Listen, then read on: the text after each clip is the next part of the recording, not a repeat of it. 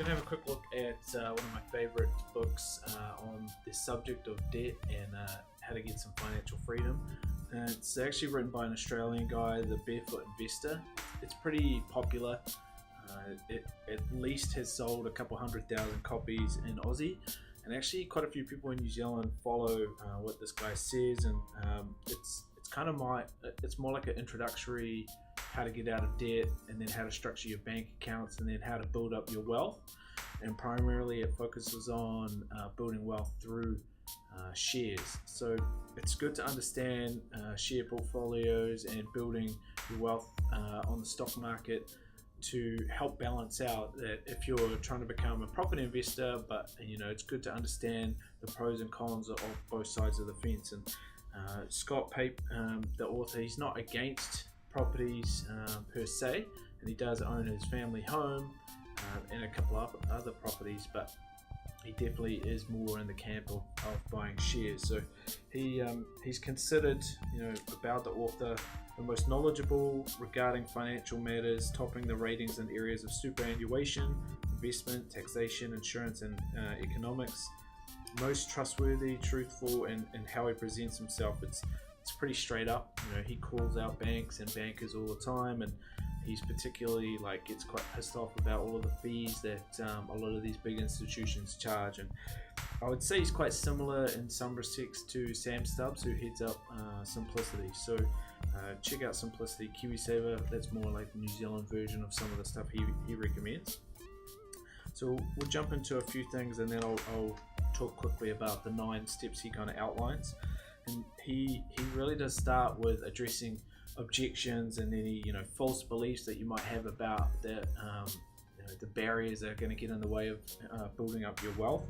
And he says that the problem is that decades roll on by and life gets busy, and no one challenges the negative scripts built up in your mind. And so we want to tear down these scripts and build you back up to having the belief that you can actually get the financial freedom that you want. And relatively speaking, it is actually quite simple. You have to have a little bit of discipline. It's like losing weight. You can't just drop 10 kilos all in one go. You've got to do it in small little steps and work towards it every day.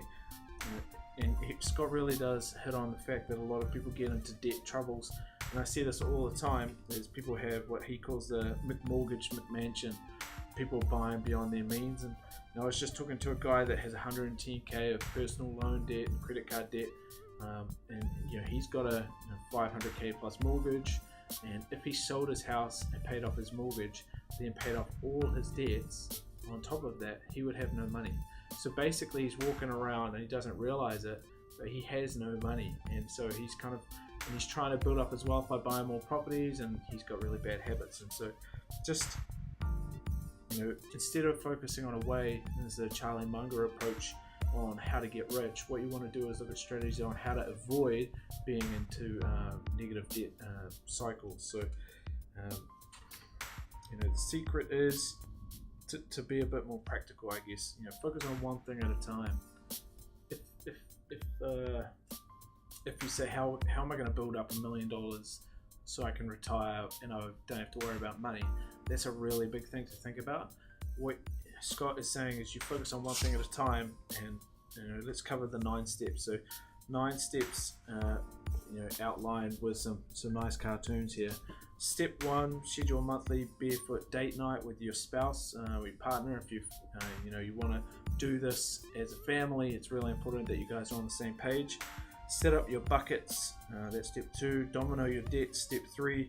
Buy your home. That's step 4. So if you haven't bought your first home yet, it's probably quite likely that you've got some credit cards or personal loans, or maybe got a little bit of debt on the side of the cash savings that you've got.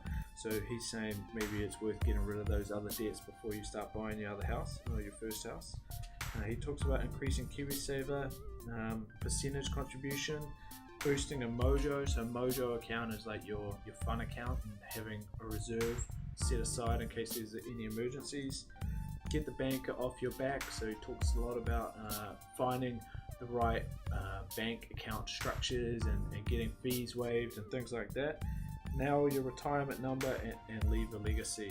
So not a lot of people talk about trying to leave a legacy, but it's quite often that parents and grandparents, they want to leave something behind, and it's very hard to provide for the next generation if you're leaving lots of debt instead of good passive income and good assets.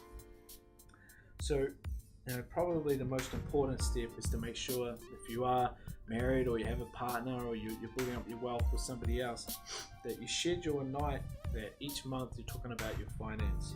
And he does hint with a bit of cheek that he's saying, and fellas, spending an evening with your partner talking about how committed you are to providing for your family, that's some good financial foreplay right there. You know what I'm talking about. This book is filled with little anecdotes like that tongue-in-cheek, very Aussie twang, and he does have a good point. A lot of people don't want to talk about their finance because they feel like it's a bit of a mess, and if you want to build up wealth over the long term, there's no point in one of you guys saving your money and the other one spending it, because it's not going to work. Lots of case studies in the book of people getting out of debt following a simple process. Scott Pape, he talks about don't be loyal to your bank. Call up your bank and say, what are you looking for in a... The bank is going to say, what are you looking for in a banking relationship? And Scott says, well, you don't want a relationship with your bank. You just want services provided. And I tend to lean more towards that camp. He says, I'm sorry, I'm not looking for a relationship with a bank right now. It's not me, it's you. So very, again, in your face, bit of a rant. He really does not like banks that much. He knows that the banks have got all sorts of tricks and tips to get people spending the way that they want them to be spending. So there's lots of activities here. Week 1, what to do, how to plan the night, and then step 2 is picking the world's best super fund. So in Aussie it's a bit different. Over here we've got KiwiSaver, and if you haven't already, check out Simplicity KiwiSaver. It's definitely the lowest fee KiwiSaver provider in New Zealand, and it's a not-for-profit. That's who I'm with. So my money is where my mouth is, and no commissions for brokers or bankers with Simplicity.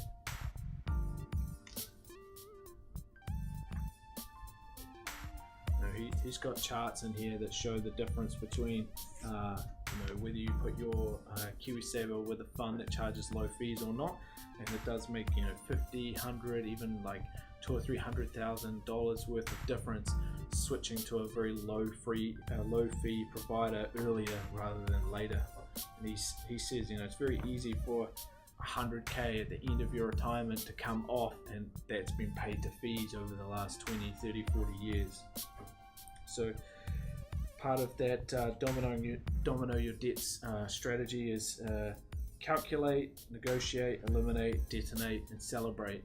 So you've got to, if you do have extra debt and you're not sure that you're about to handle it yourself, don't be afraid to reach out to a registered financial advisor like us, or find somebody that's a bit more savvy with money and chat to them about how to get out of your debt. And if you go and ask the bank how to get out of debt, they're probably going to try to sell you something else. So if you have a mortgage, you can consolidate into the mortgage and focus on the repayments and get back on top of the debt situation. So Scott talks quite a bit about the property buying process, and he says a lot of people don't take action because they're making mistakes like waiting for a crash, or buying a home that's a bit out of your financial means, or Scott's not a big fan of buying an investment property before you buy a family home. I'm not sure if I quite agree with that side of things, but rent vesting, which is buying an investment property and renting yourself, can actually be quite a good strategy for a lot of people. But again, it's good to see these stages in action. And if you are interested in investing in stocks, what Scott actually does is he has this thing called a Barefoot Blueprint, where you pay, I think it's about $400 a year, and you can watch how he's investing his money, and you can copy him. So he doesn't actually coach anyone. He's a financial advisor in some respects, but he he says, hey, you can see how I invest my money, and if you want, you can copy relatively cheap in terms of, like, when you think about all of the research that he would do, and most of the things he's buying is publicly traded stocks. And he actually, what he does is he announces his stock purchases before he does it 5 days early, and regardless of whether they go up or down, he still buys. So you get the advantage of having a week ahead of Scott. Even it's pretty good advantage to have. There's quite a bit in here about the Aussie property market, which in a lot of respects has been similar to the way New Zealand's performed. And he says over the last sort of 100 years or so, the average return, taking into account the inflation side of things, has been about 2.1% on property, and he says shares is much higher than that. And so if you come into this with an open mind and not saying, hey, property investment, that's the way to go, you will actually see the light on why shares can be a really good alternative as a form of diversification. Property is really good for forced savings and using leverage, but it also has the pitfalls of big swings can make it that you lose your money, and if you can't afford the interest, then you can get forced to sell when you're not ready. There's obviously less liquidity in property as well. When you need your money immediately, you can't always get it.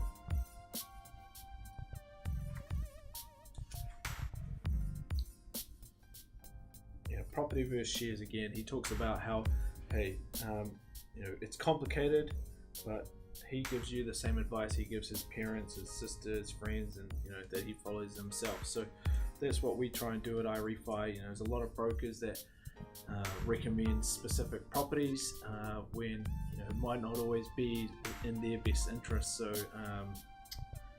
if there's a commission on it for the broker, it's not always the best property that they could suggest, but it's the one that makes them the money they want. So the mojo is 3 months of living expenses, and it does actually provide like a lot of relief from the anxiety of worrying about money when you've got a good emergency fund ready to go.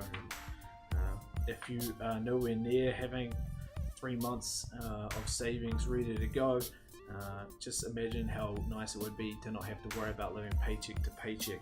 And you really can get there. It just takes a little bit of discipline. So check out Barefoot, the Barefoot Investor. You can get it on Book Depository. It is a very, very good book. You can see all of the bookmarks I've got in here, and I read this book well before I knew I was going to do a video on it, so those are my personal bookmarks. So check it out, bookdepository.com. You can buy it. It's in most of the bookstores.